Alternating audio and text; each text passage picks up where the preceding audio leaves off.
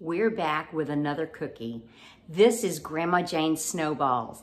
And you can find this recipe on my food blog at www.cabeusser.wordpress.com.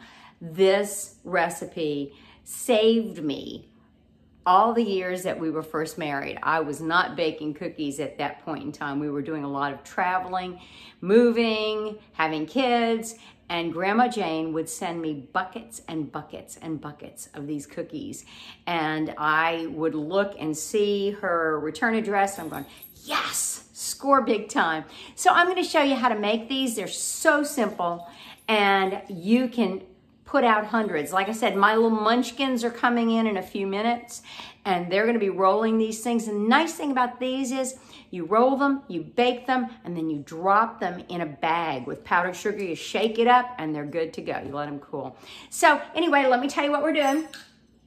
I'm going to put 3/4 of a cup of butter into my KitchenAid. That butter is softened up. So that's 1 stick plus a half. So let's get that into the KitchenAid. There we go. Now Jane, my mother-in-law, would always double the recipe for me. So I would laugh because she'd send me the recipe times 2.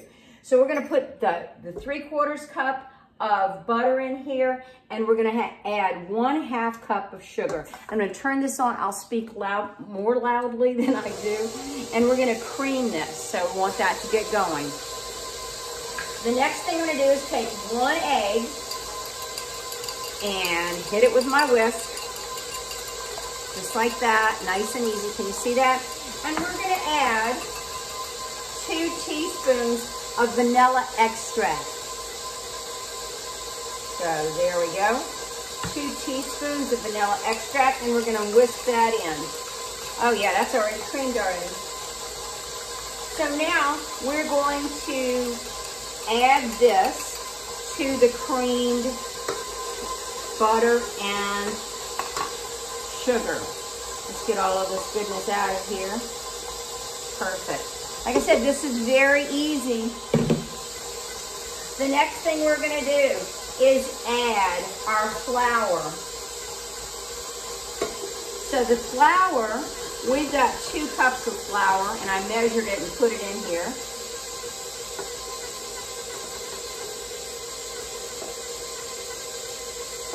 There we go. I have a feed tube, but I really don't like to use it. Now I'm going to add some salt, and the salt is 1/2 teaspoon of salt. There we go. Let me stop this for a second and scrape down the sides. Always good to scrape down the sides when you're adding things like I just did. Perfect, perfect. I used to do this by hand. It's a lot easier with the KitchenAid. There we go. Got that. Now I have 6 ounces of chopped nuts and 6 ounces of chocolate. So we'll add the chopped nuts first.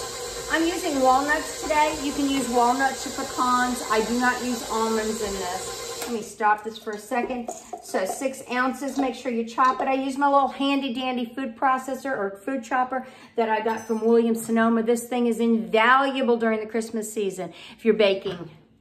And now I'm gonna go ahead and add the 6 ounces of semi-sweet chocolate. I do not want to use milk chocolate. It's gonna be too sweet.